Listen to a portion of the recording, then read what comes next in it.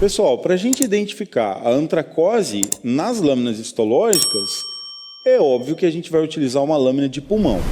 Então eu trouxe aqui uma lâmina de pulmão, de sagui. É um corte de uma lâmina corada pela hematoxilina eosina, que é o corante padrão, e ele identifica a antracose na sua coloração típica, que varia de cinza ao preto. Então eu vou focalizar aqui. Já deixei mais ou menos no foco para facilitar a visualização. E eu identifico aqui componentes histológicos de um pulmão. Esse pulmão não está normal. Esse animal era um sagui, que é um tipo de macaco pequenininho. E geralmente ele é sinantrópico, ele vive em áreas urbanas, em árvores.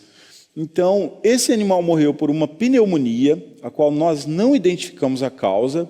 Acreditamos que seja uma pneumonia viral, pode ser algum vírus específico da espécie, ou até vírus que são compartilhados entre humanos e esses animais. Eu observo aqui, histologicamente, alguns alvéolos pulmonares, uns sacos alveolares. As células que formam a parede do alvéolo são predominantemente pneumócitos do tipo 1. Claro que a gente vai ter aqui alguns capilares sanguíneos que não estão bem visíveis nessa lâmina, e a gente tem pneumócitos do tipo 2 e macrófagos alveolares também. Os sacos alveolares deveriam ser maiores, mais distendidos, mas aqui a gente observa que eles se encontram um pouco diminuídos de tamanho.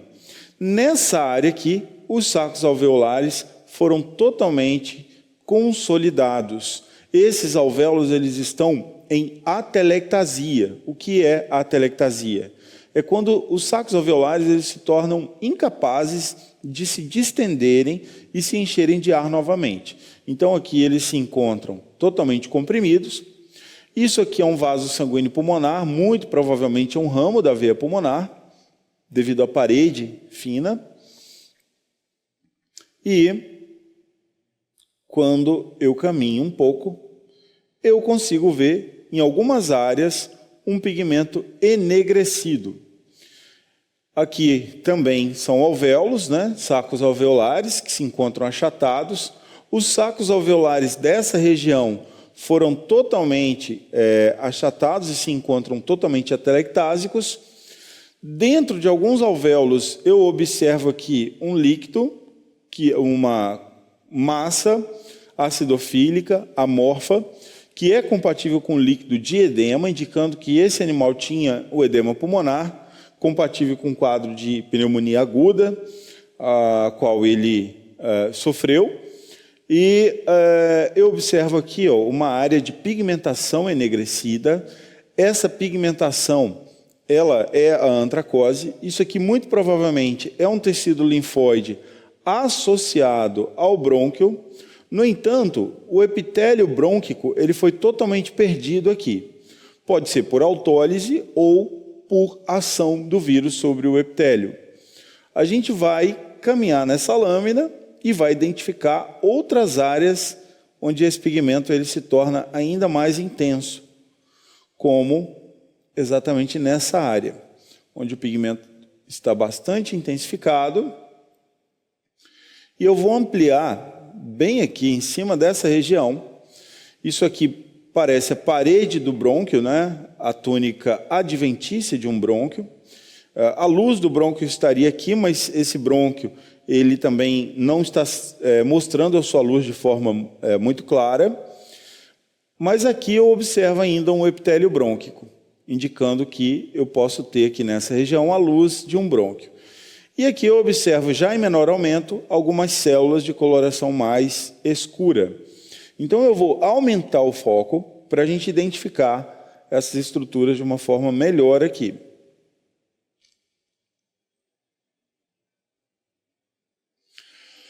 No maior aumento, eu consigo identificar que esse pigmento, ele muitas vezes está dentro de algumas células, como nesse caso aqui. Eu estou no aumento médio, agora eu vou jogar no aumento de 40 vezes. eu observo que é um pigmento que ele se acumula, não dando origem a um formato específico. Ele parece que está acumulado muitas vezes em grânulos. Muitas vezes a gente identifica que ele está dentro do citoplasma de uma célula, né? E provavelmente aqui ele foi fagocitado quando ele está dentro do citoplasma das células, mas também ele é encontrado de forma dispersa. Se vocês observarem aqui de uma forma bem detalhada, a gente encontra o pigmento fora de células, não delimitados, ou então delimitado.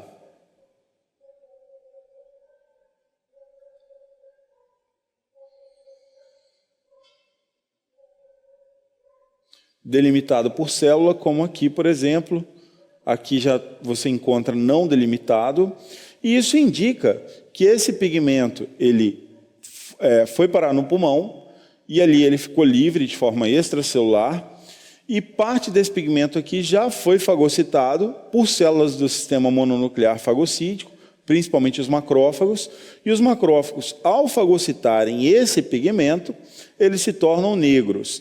E aí o pigmento ele é visto em áreas focais, como aqui, porque todo ele está sendo levado para o tecido linfóide de determinada região do pulmão. Quando a gente observa aqui esses macrófagos que aqui estão fagocitando o pigmento, a gente consegue ver com mais nitidez que o pigmento ele ocupa espaço dentro do macrófago. E eu observo ele na forma de grânulos, muitas vezes, porque esse pigmento está localizado dentro dos fagossomos, né, que são corpos de fagocitose. Quando a célula fagocita, a membrana se invagina e forma um corpo com o material fagocitado dentro.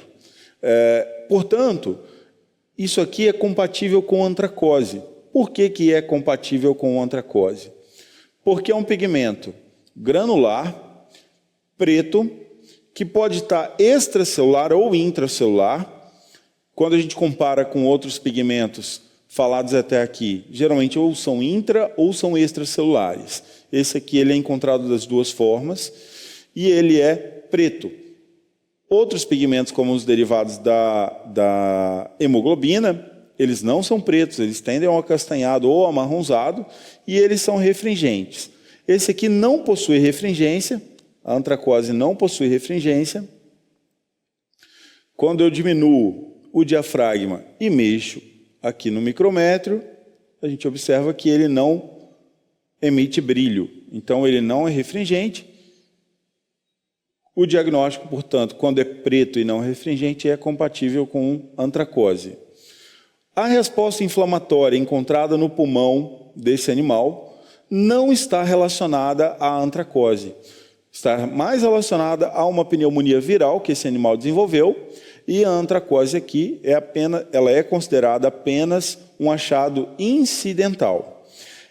E é um animal silvestre, né, um macaco, e ele tinha antracose por viver em área urbana. Então, muito provavelmente, esse pigmento aqui é originário da combustão dos motores do carro, que soltam uma fumaça, e o animal, ao inalar essa fumaça, ele desenvolve a antracose. Quanto mais poluída é a região, maior é a quantidade de antracose que aqueles indivíduos daquela região desenvolvem. Então, pessoal, dessa forma, eu consigo diferenciar esse pigmento. Esse pigmento, a antracose, pode ser considerada uma lesão de pouco significado patológico, e ela não implica em graves perturbações patológicas ao pulmão do indivíduo que tem, a menos que seja numa intensidade muito grande. Pessoal, assim a gente termina mais uma aula. Espero que vocês tenham gostado de assistir até aqui e que tenham aprendido a identificar esses pigmentos nos tecidos e a entender a importância das pigmentações como processos patológicos. Muito obrigado, fiquem bem e espero vocês até a próxima aula.